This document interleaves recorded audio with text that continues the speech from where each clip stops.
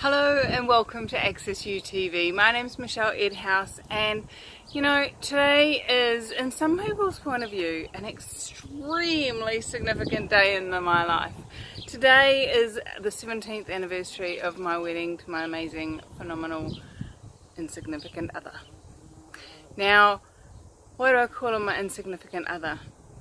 Because anything you make significant, you must, in order to keep them as significant, you must have judgments. Now, I choose to not judge my husband. I choose to have fun with my husband. I choose to enjoy the time with him. I choose to be grateful for all the contribution he be in my life, and everywhere he chooses to be him. Now, I went to the shop. I went to buy a anniversary card. You know, it's coming up to Valentine's Day, so there was a whole heap of Valentine's Day cards as well, and I was like, they were all so vomitous. Have you ever gone to the shop to buy a card and gone, oh my god, who on earth believes this twaddle? Anyway, I found one.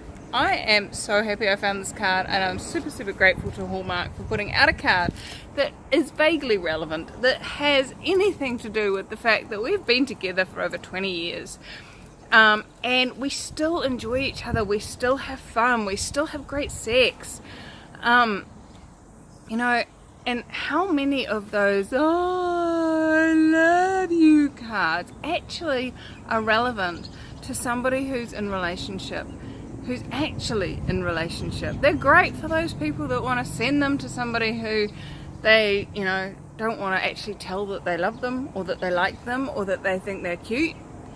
They're awesome.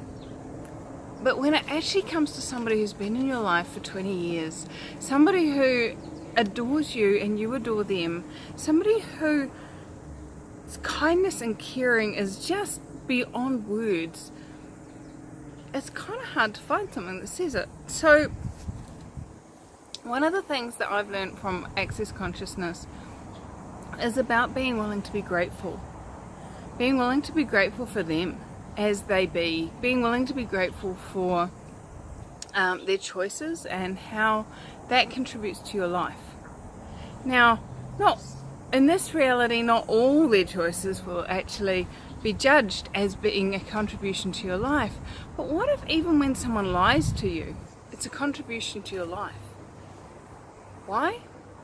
Because then you can trust them to lie.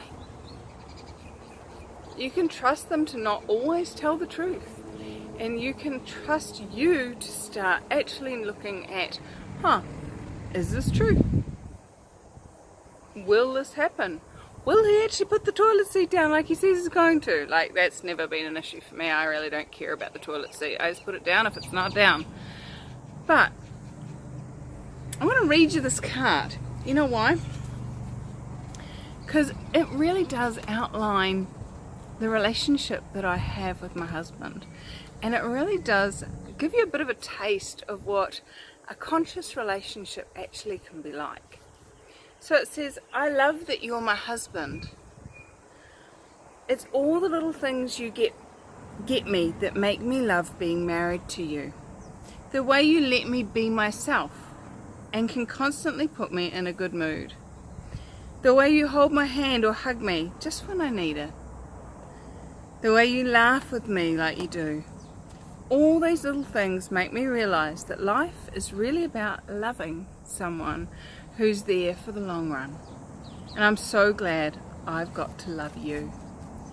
Now, I'd like to talk to you about the difference between being in love and loving someone.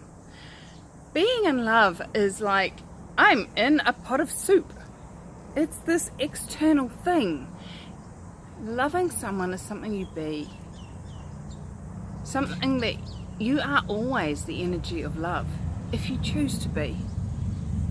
And being in love is nothing to do with external.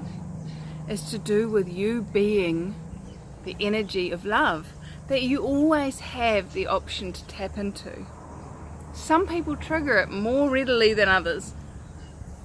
Some people trigger other energies that we don't choose to spend time around. But love is an energy that is a choice. And, you know, coming up, we've got Valentine's Day, and then coming up in the beginning of March, 2 other phenomenal facilitators and myself are getting together to do a 5-week telecall about divorceless relationships. Now, what's a divorceless relationship?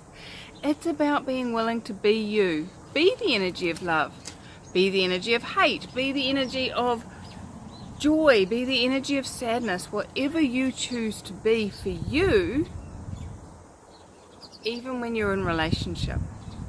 Now, I'm here talking, it's my anniversary, so I'm talking about a love relationship, a sex relationship, a relationship with another person which has been a long-term choice for us. And but also, you know, a divorceless relationship is willing to be not divorce you to be in relationship, and that could be in a business relationship, it could be in a parent-child relationship, it could be in a relationship with your vehicle, for goodness sake. So so are you cutting off any of the parts and pieces of you to be in relationship? If so, check out the links below. I'll put one for the book, because Divorceless Relationship is a book written by Gary M. Douglas. Gary Douglas is the founder of Access Consciousness, and it's co-written with Dr. Dane here, who co-creates Access Consciousness with Gary, and it's an amazing, amazing book. I'm rereading it at the moment, and it's all these things where you just read it and go, oh, yeah, that's true for me. And the cool thing is, with anything in Access Consciousness, what's true makes you feel lighter, and what's heavy is alive for you.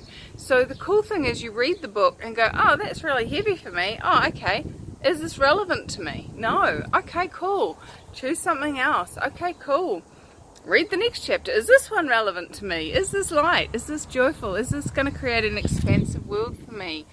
So check out the link for the book, and I highly recommend it. I've got it in hard copy, I've got it in Kindle, and I've got it in audiobook. I love audiobook. And so the links for all of those are down in the description. The other thing is the 5-week telecall. Moana Brown, Sharon Gibson and I are getting together, and we're looking to invite you to a greater possibility with relationship. What if you had a phenomenal relationship with your body, and you didn't cut off parts and pieces of you to be in relationship with your body? What relationship are you choosing to have with money? I'm right now choosing to have a phenomenal relationship with my husband, and you know, a relationship is a distance between two objects, and we choose to have a close relationship. We choose to have a fun relationship, and we choose to create that relationship on a day-by-day basis in a way that works for us. What are you choosing in regards to relationship? And is being in relationship actually something that works for you at all? Or do you just like to have fun? So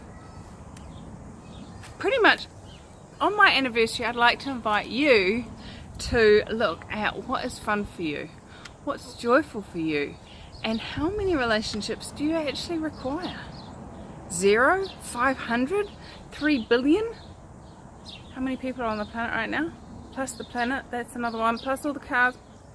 How many relationships can you be in one moment in time? And what if all of those relationships were built from a space of gratitude?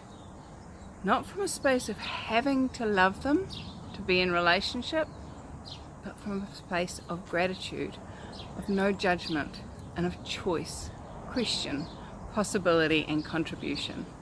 So that to me is the invitation I'd love to be to you. To my gorgeous husband, I adore you, and I'm so super grateful that you be everything you be and allow me to be everything I choose to be. What else is possible? And how does it get even greater than this? You know, if you stop asking that question, ugh, what happens to your relationship? It either stagnates or it goes bleh. So, are you willing to keep asking, how does it get even better than this? What else is possible?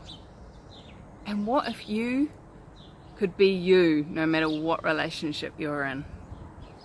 What if you never had to cut you off again to be in relationship?